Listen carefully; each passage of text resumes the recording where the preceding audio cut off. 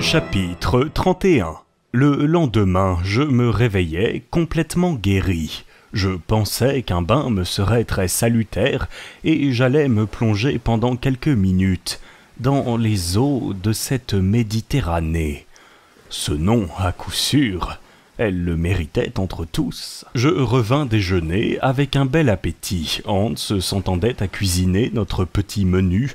Il avait de l'eau et du feu à sa disposition, de sorte qu'il put varier un peu notre ordinaire. Au dessert, il nous servit quelques tasses de café, et jamais ce délicieux breuvage ne me parut plus agréable à déguster. « Maintenant, dit mon oncle, voici l'heure de la marée, et il ne faut pas manquer l'occasion d'étudier ce phénomène. »« Comment ?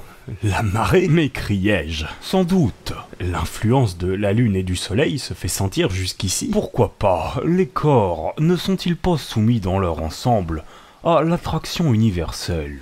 Cette masse d'eau ne peut donc échapper à cette loi générale, aussi malgré la pression atmosphérique qui s'exerce à sa surface. Tu vas la voir se soulever comme l'Atlantique lui-même. » En ce moment, nous foulions le sable du rivage, et les vagues gagnaient peu à peu la grève. « Voilà bien le flot qui commence !» m'écriai-je. « Oui, Axel, et d'après ces relais d'écume, tu peux voir que la mer s'élève d'une dizaine de pieds environ. C'est merveilleux. Non, c'est naturel. Vous aurez beau dire, mon oncle, tout cela me paraît extraordinaire. Et c'est à peine si j'en crois mes yeux. Qui eût jamais imaginé dans cette écorce terrestre un océan véritable, avec ses flux et ses reflux, avec ses brises, avec ses tempêtes? Pourquoi pas? Y a-t-il une raison physique qui s'y oppose? Je n'en vois pas, du moment qu'il faut abandonner le système de la chaleur centrale. Donc jusqu'ici, la théorie de Davy se trouve justifiée. Évidemment, et dès lors, rien ne contredit l'existence de mers ou de contrées à l'intérieur du globe. Sans doute, mais inhabitées. Bon, pourquoi ces eaux ne donneraient-elles pas asile à quelques poissons d'une espèce inconnue? En tout cas, nous n'en avons pas aperçu un seul jusqu'ici. Eh bien, nous pouvons fabriquer des lignes et voir si l'hameçon aura autant de succès ici-bas que dans les océans sublunaires. Nous essaierons, Axel, car il faut pénétrer tous les secrets de ces régions nouvelles. Mais où sommes-nous, mon oncle, car je ne vous ai point encore posé cette question à laquelle vos instruments ont dû vous répondre. Horizontalement, à 350 lieues de l'Islande. Tout autant, je suis sûr de ne pas me tromper de 500 toises. Et la boussole indique toujours le sud-est. Oui, avec une déclinaison occidentale de 19 degrés et 42 minutes, comme sur Terre, absolument. Pour son inclinaison, il se passe un fait curieux que j'ai observé avec le plus grand soin. Et lequel? C'est que l'aiguille, au lieu de s'incliner vers le pôle, comme elle le fait dans l'hémisphère boréal, se relève au contraire. Il faut donc en conclure que le point d'attraction magnétique se trouve compris entre la surface du globe et l'endroit où nous sommes parvenus. Précisément. Et il est probable que si nous arrivions vers les régions polaires, vers ce 70e degré où James Ross a découvert le pôle magnétique, nous verrions l'aiguille se dresser verticalement. Donc ce mystérieux centre d'attraction ne se trouve pas situé à une grande profondeur. En effet, et voilà un fait que la science n'a pas soupçonné. La science, mon garçon, est faite d'erreurs, mais d'erreurs qu'il est bon de commettre, car elles mènent peu à peu à la vérité. Et à quelle profondeur sommes-nous? À une profondeur de 35 lieues.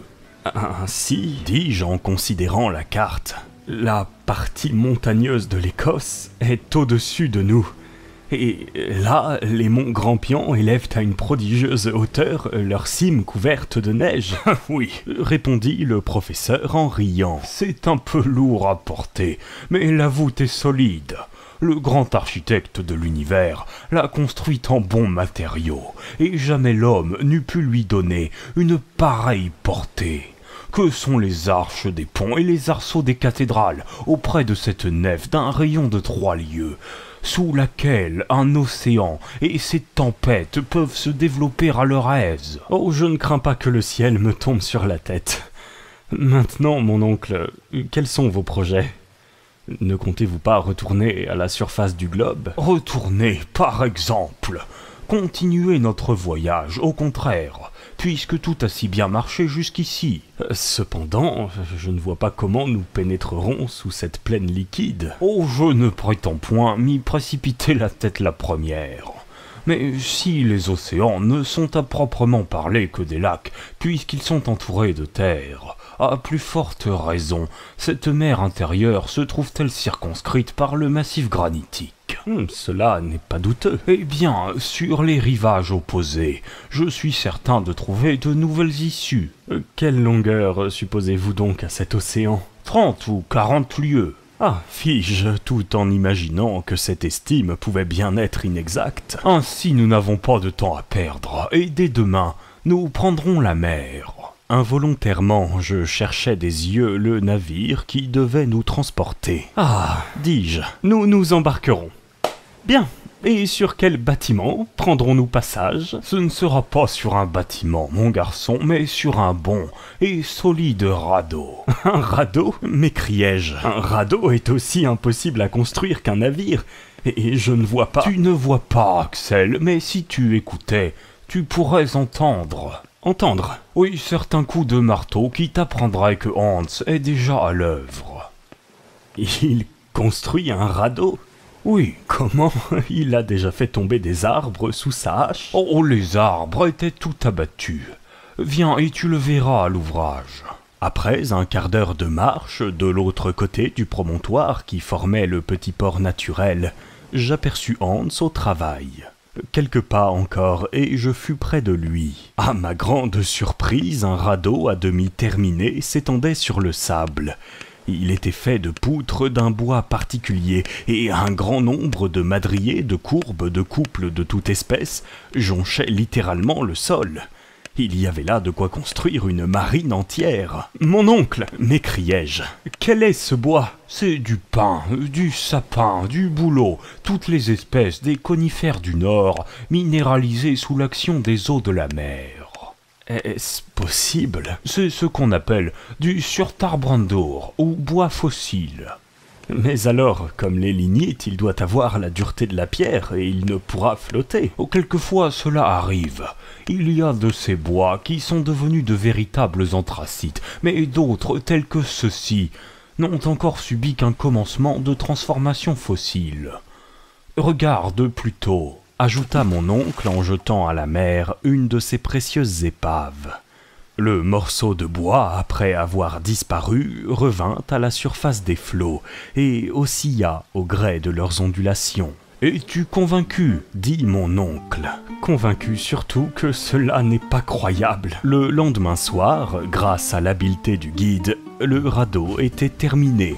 Il avait 10 pieds de long sur 5 de large, les poutres de surtarbrandur, reliées entre elles par de fortes cordes, offraient une surface solide, et une fois lancée, cette embarcation improvisée flotta tranquillement sur les eaux de la mer Lidenbrock.